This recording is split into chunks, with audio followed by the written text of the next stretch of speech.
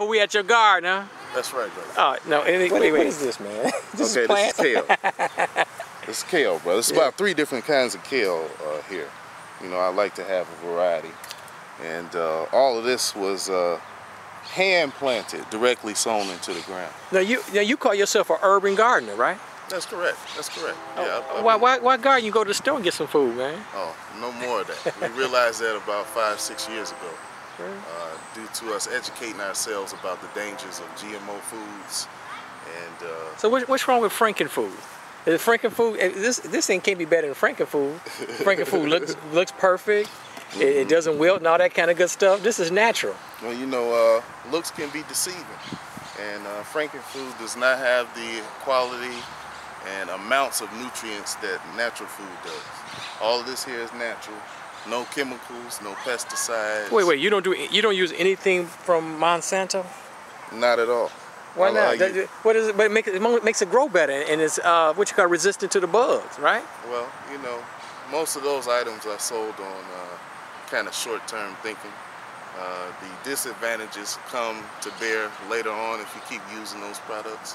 And how could man come up with something better than Mother Earth has? You know, we've been on the planet for a short time. Mother Earth has been here for a long time. These plants have been here longer than we have and have sustained themselves to now, sustained the human race for millions of years. So, you know, why try to play with that? I like to go with what feels natural and what is natural. But honestly, I don't have a green thumb. I don't. But what about the viewers at home? Can they do this? Can they grow a beautiful urban garden and feed their family? Oh, certainly. It's not that difficult.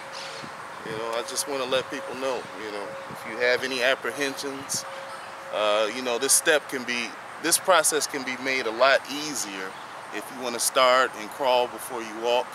You can buy what they call seedlings, which are plants that are already grown to a significant level of maturity. So all you have to do is transplant the seedling plant into a small area that you've designated to grow food in.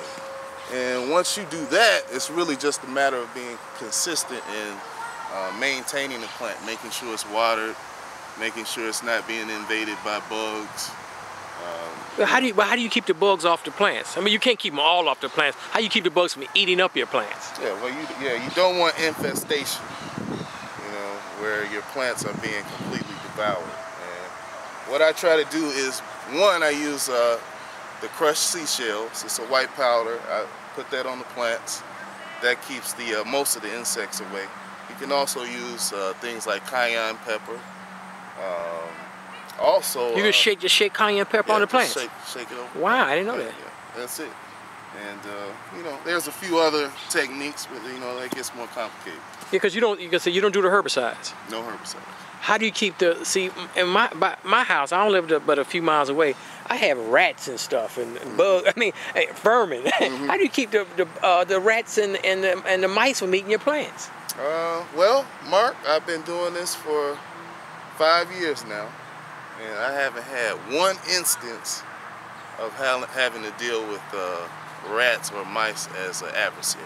Okay. I've seen them out here in the back. Of course, they out there in the alley, yeah. They haven't messed with the garden at all. I just had an incident with rabbits.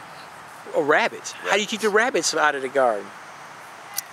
Well, that happened the first year because this lot had not been maintained for maybe 10 years.